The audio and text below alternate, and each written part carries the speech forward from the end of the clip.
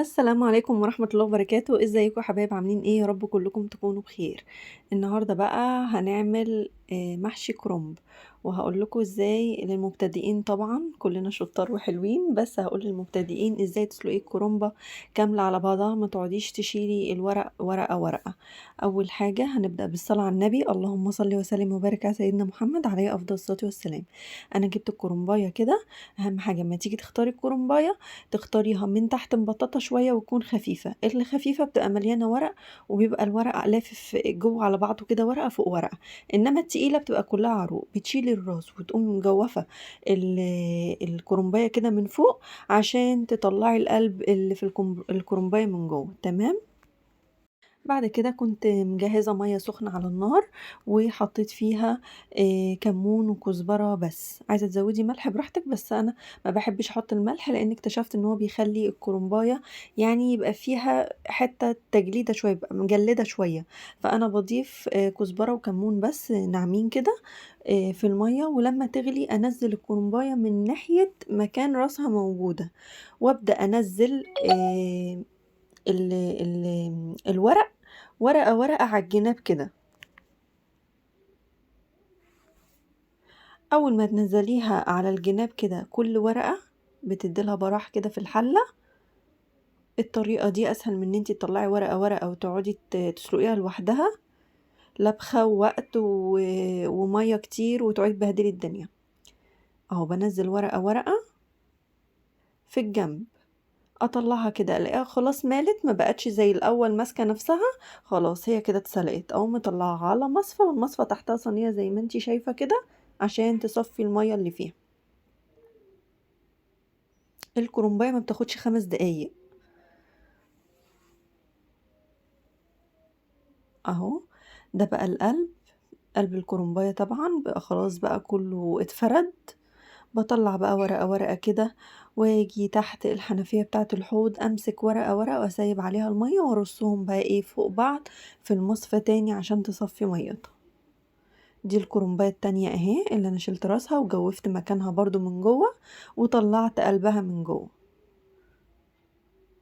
اهو نزلت ورقة ورقة برضو لحد ما صغرت معايا كده، وبحط في المصفى اللي تحتها الصينية عشان تصفي. وبعد ما اخلص الكرنباية زي ما اتفقنا، هي ما بتاخدش اساسا وقت خالص، 5 دقايق. بقوم نازلة تحت حنفية المية، انزلها كده ورقة ورقة، واقوم رصهم فوق بعض زي ما انتوا شايفين رصتهم في الطبق كده زي ما انتوا شايفين. بمسك بقى ورقة ورقة، واقوم شايلة العرق بتاعها اللي هو في النص ده، واقوم لفه الورق كده على بعضه، الورقايه كده على بعضها زي ما انتم شايفين. شوفي الطريقه اهو، انا مش هتكلم عشان تشوفي الطريقه.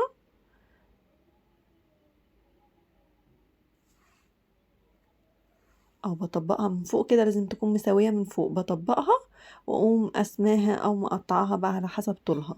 اهي انا هنا سرعت شويه عشان الفيديو بس ما يطولش عليكي. اهو بس كده، سهل جدا سلق الكرنب، مفيهوش اي حاجه. وبخليه يصفي في المصفى دي لحد ما يصفي ميته خالص، عشان ما تيجي تحشيه ما يبقاش فيه ميه كتير. انا بقى بمسك الكرنباي الورقه ورقه كده، ما بقطعش حتت، لا هي ورقه ورقه بطولها كده، وبحشي الرز واقوم قطعه. هتشوفي دلوقتي لما اجي احشي هتشوفيها ازاي. انا هنا الاول هعمل التسبيكه بقى عشان اعمل الخلطه بتاعه المحشي. اول حاجه جبت مقلايه كده وفيها حبه زيت، عايزه تضيفي سمنه عايزه تضيفي زبده براحتك. انا اكتفيت بالزيت بس المره دي في الطبخه دي، لان هحط زبده اصلا في الاخر. بعد كده انا بقى ضفت البصله كده لحد ما اتحمرت باللون ده، اللون الذهبي المايل للاحمرار شويه، للبني شويه. وبعد كده بعد ما احمرت كده ضفت عصير الطماطم. ده نص كيلو طماطم او كيلو الا ربع تقريبا، مش فاكره، ما وزنتهمش يعني. وبعد كده خليت الطماطم لحد ما غليت كده. ضفت بقى الملح والفلفل والكمون والكزبره، طبعا بتضيفي الحاجه على حسب مقدار الرز اللي معاكي، ومعلقه سكر وبرده بابريكا. دي توابل المحشي. في توابل محشي اسمها اسناد، انا كنت بجيبها بصراحة، دلوقتي مش لاقياها. كنت بجيبها من الهايبر ماركت اي هايبر ماركت متاح عندك يعني، كانت بتدي طعم جميل برضو للمحشي. بس عادي لو مش موجودة عادي مفيش اي مشكلة. وبغطي بقى لحد ما التسبيكة تتسبك وتاخد طعم التوابل وكده. وبعد كده انا حضرت الرز، غسلته طبعا وسبته يتصفى، وجبته في البولة دي هنا. وطبعا حضرت برضو الخضرة بتاعة المحشي، شبت وبقدونس وكزبرة برضو على حسب الرز بتاعك. بتحطي مثلا ربطة وشوية على حسب انت عاملة مقدار الرز قد ايه. وبرضو بضيف الملح والفلفل والكمون. والتركة اللي بعملها على طول، لازم احط بصلة نية فوق الخلطة، بتدي طعم تاني خالص للمحشي بصراحة، بتخليه طعمه رهيب رهيب يعني بطريقة فظيعة. جربي التركة دي هتعجبك جدا. التوابل اللي حطيتيها على الصلصة هتحطيها برضو على الخلطة في الرز هنا، عشان تكملي التمليح بتاع الخلطة، تظبطي الملح بالظبط.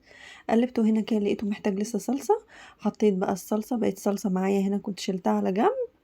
وبعد كده بقلب لحد ما اللون زي ما انتم شايفين كده، بقى لون الخلطة احمر وجميل، عشان المحشي يبقى معاكي متسبك صح. ما تنسيش تعملي خطوة البصلة دي، هتعجبك جدا. هنا بقى حضرت حلة، حطيت فيها ورق من الكرنب من تحت كده، عشان ما يلزقش في المحشي نفسه. لا يعني لو لزقت يبقى لزق في الورق ده، بس هو الحمد لله ما لزقش ولا حاجة. اهو انا بحشي ازاي بقى، بسيب الورقة بطولها عادي، ما بقطعش فيها، ما بخلاش متقطعة حتت واجهزها والكلام ده، لا، بسيبها بطولها عادي واحشي واقوم قطع بايدي اهي. هنا سرعت بقى عشان وقت الفيديو برضو. بحط الخلطة واحشي واقوم قطع بايديا، احط الخلطة واحشي واقوم قطع بايديا. طبعا كلنا ستات بيوت بنستخدم ايدينا، مش لازم معلقة ولا الكلام ده. انتي غاسلة ايديكي ونضيفة، واهل بيتك اللي هياكلوا يعني. بمشي بقى على كل الصفوف كده بتاع المحشي بالطريقة دي، وما بياخدش وقت معايا خالص ان انا اقعد اقطع في الورق. كمان كفاية سلق الكرنب والشغل ده بياخد وقت برضو. هو مش بياخد وقت قوي الحمد لله، انا يعني بعمل بطريقة اسرع، بس يعني عشان تنجزي نفسك ما تقفيش كتير. بعد ما رصيت الكرنب بقى كده في الحلة، حطيت زبدة فوق الوش، وبزود الشوربة على اخر صف من المحشي. هجيب دلوقتي التصوير وهتشوفيه.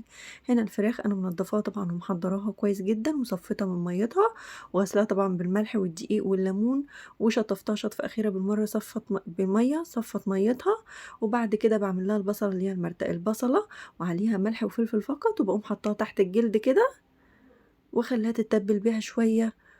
وبعد كده في مقلاية كده أو حلة تحطي معلقة زبدة أو زيت وورق لوري وحبهان، وهتقومي مديها صدمة للفراخ.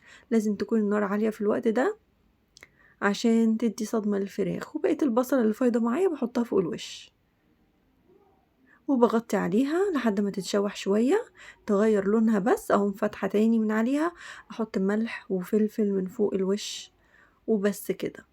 واقفل عليها تاني تتشوح، واكمل احط عليها ميه سخنه عشان تبقى شوربه ليها. حطيت الشوربه فوق المحشي على اخر صف زي ما انت شفتي، واقوم لحد ما يتشرب المحشي الشوربه، اقوم مهديه النار عليه. هنا بقى جيت هنا احط الفراخ بعد ما استوت خلاص الحمد لله، انا شلتها من الشوربه. كنت مشغله الشوايه عشان تسخن الفرن. هنا دي معلقه صلصه وعليها معلقه من العسل الابيض، معلقه من العسل الابيض، بتبقى جميلة جدا. ممكن تحطي كاتشب بس وتكتفي بالكاتشب، وبتدخليها تحت الشواية تاخد لون. هنا بقى المحشي كان اتردد معايا وبقى زي الفل، شايفين شكله عامل ازاي ولونه، وبيلمع ازاي من الزبدة اللي انا حطيتها في الاخر المكعبات. بصراحة كان طعمه جميل جدا.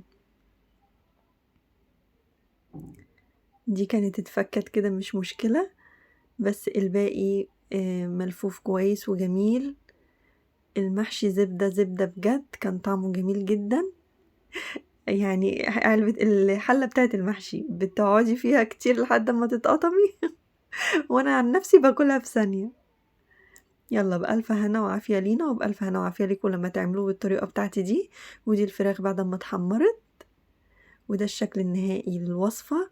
لو وصلتي لحد هنا وعجبك الفيديو، ياريت ما تنسيش الاشتراك وتفعلي زر الجرس عشان يوصلك كل جديد.